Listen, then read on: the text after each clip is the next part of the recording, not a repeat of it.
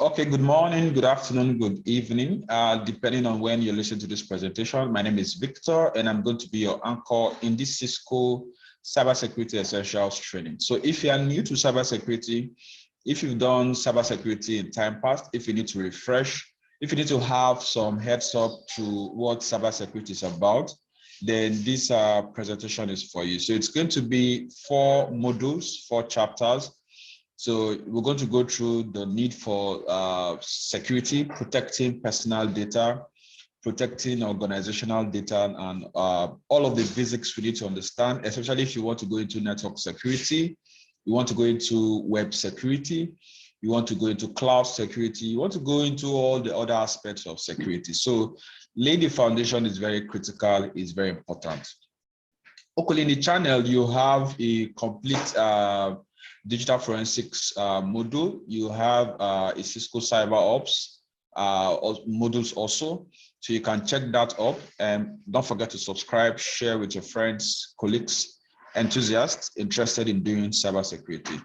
So let me go through the very first chapter, the very first module, which is the need for cybersecurity.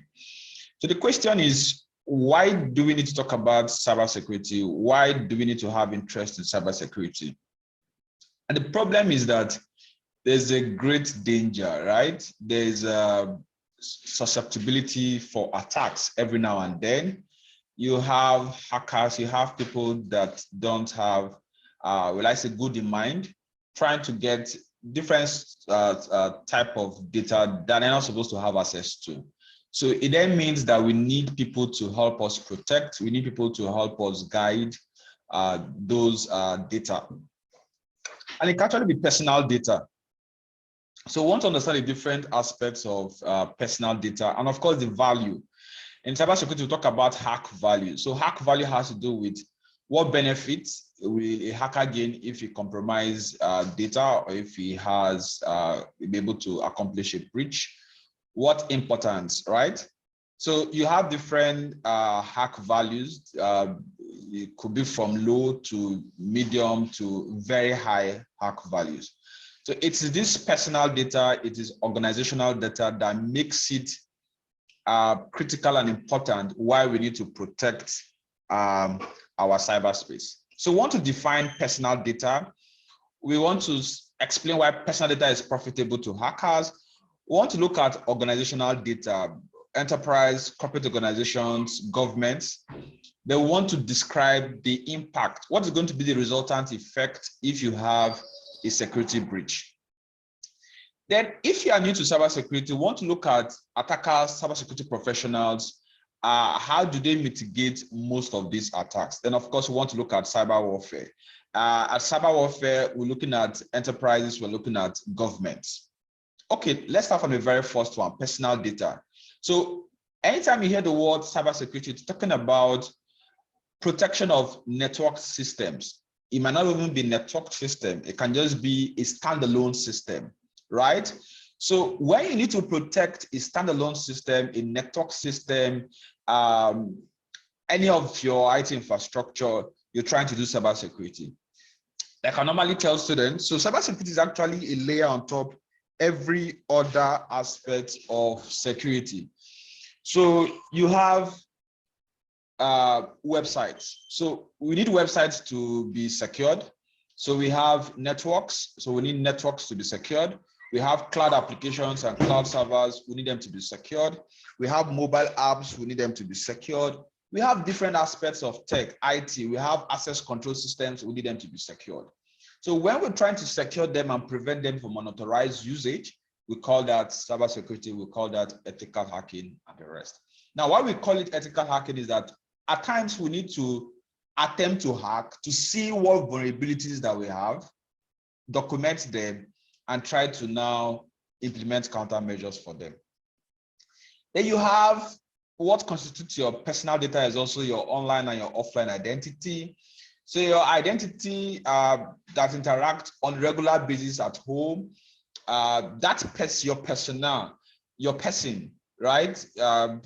What constitutes your bio data and the rest, that is your identity. So it can be that you use offline, or whatever that you use online. Your usernames, your alias, your also known as. One thing you should understand that you shouldn't use personal data, because that now constitutes what is going to be a threat to you. That's why you see some hackers, what they do is that they try to be anonymous.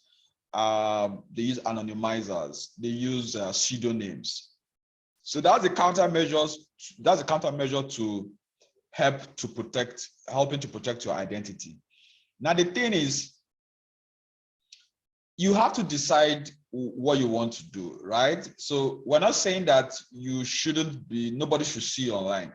The point is, what identity are you trying to push out there?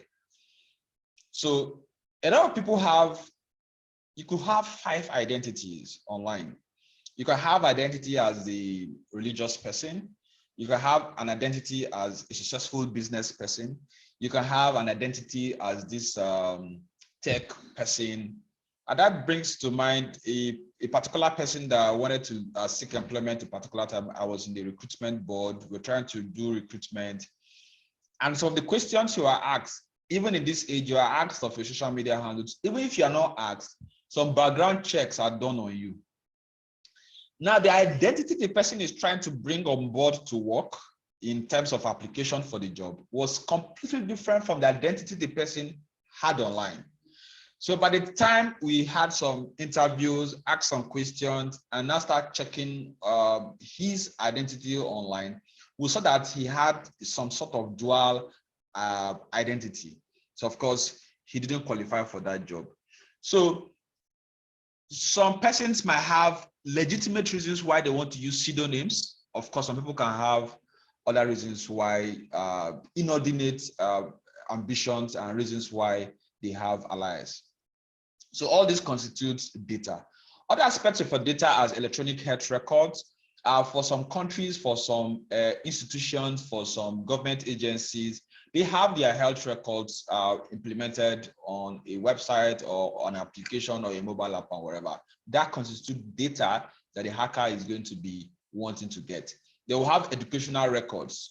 Just yesterday, I was sharing with a student, or he was sharing with me, telling me about somebody that falsifies student results, student records, print certificates. And until you do some deep dive into vetting, you might not understand that most of these things are falsified. So these records are actually what hackers want to go after. Of course, you have employment, financial records, medical data, all of this, right? So this is what constitutes your data.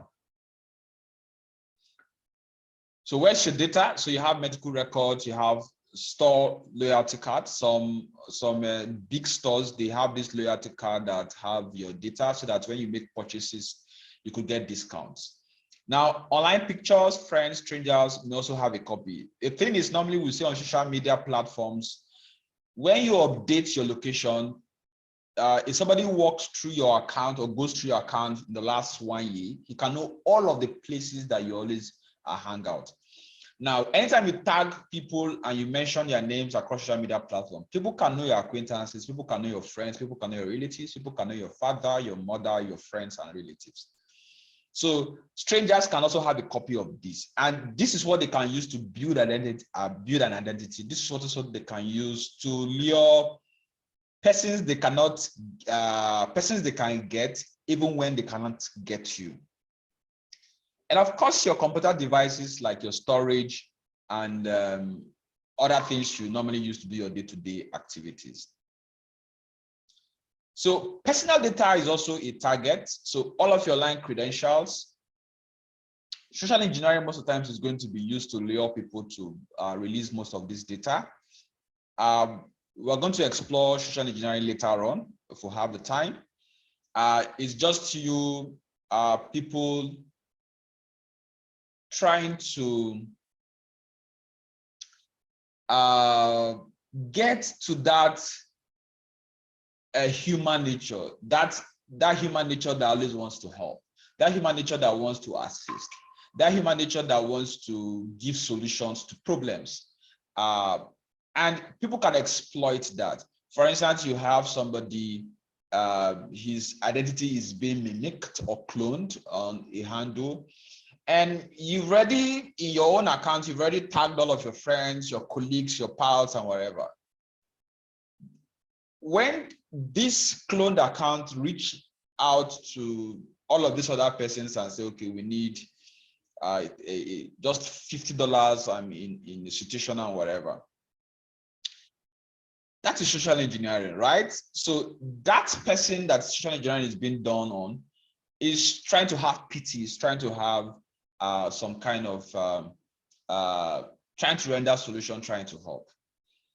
So most of the times, the reasons why people want to have that identity is for long-term profit, for medical benefit.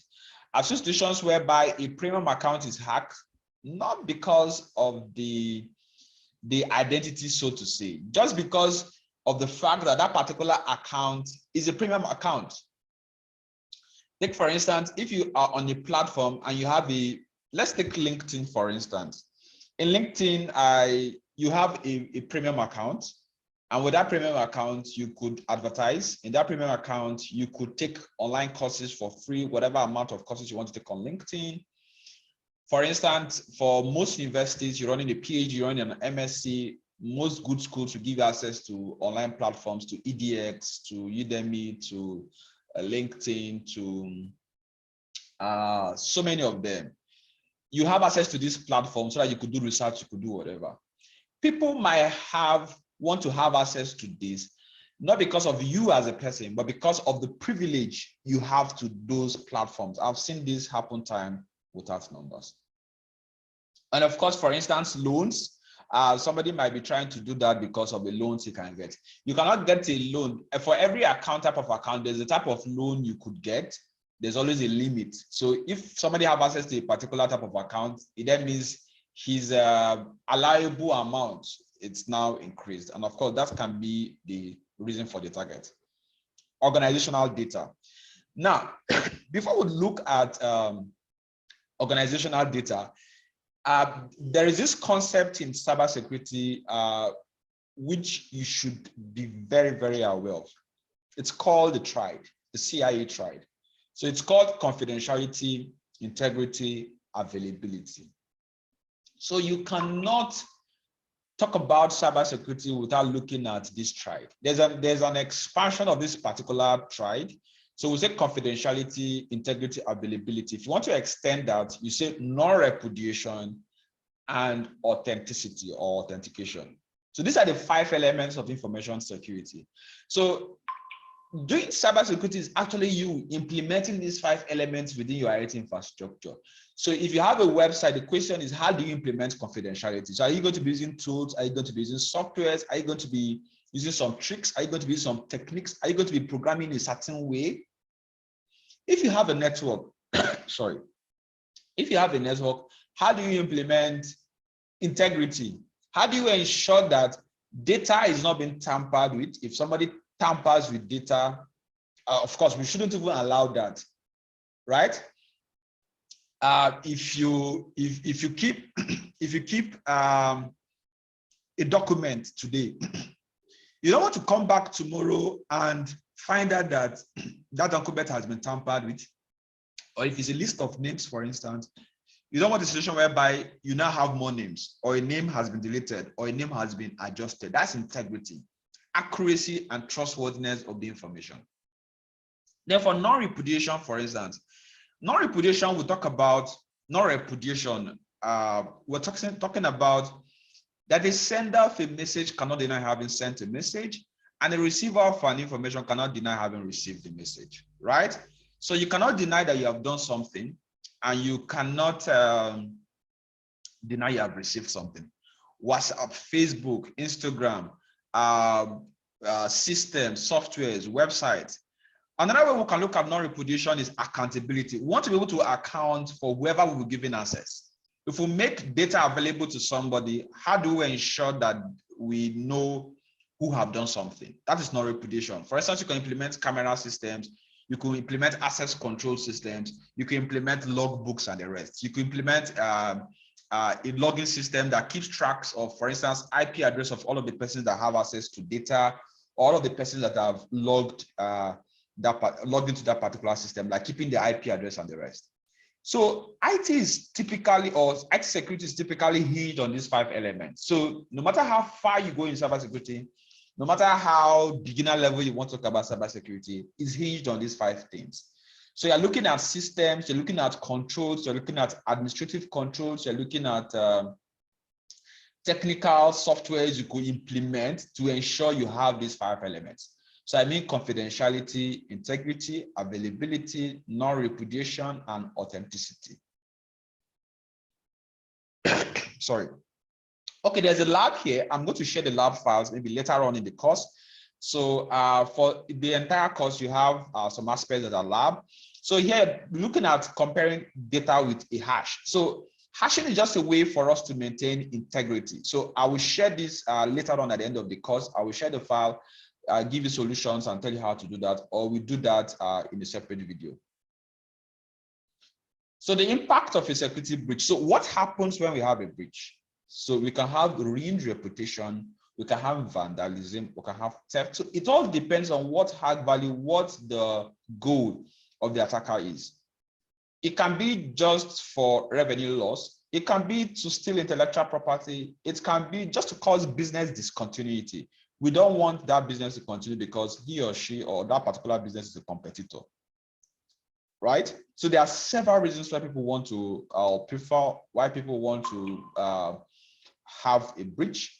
And we're looking at what are the impacts, right? So it's this impact that you look at when doing risk assessment. In the last 2 days, or in maybe following our digital forensic course, we're going to also be looking at threat management. So in threat management, one of the things you want to be doing is risk assessment. So we're going to look at how to do quantitative risk assessment and qualitative risk assessment.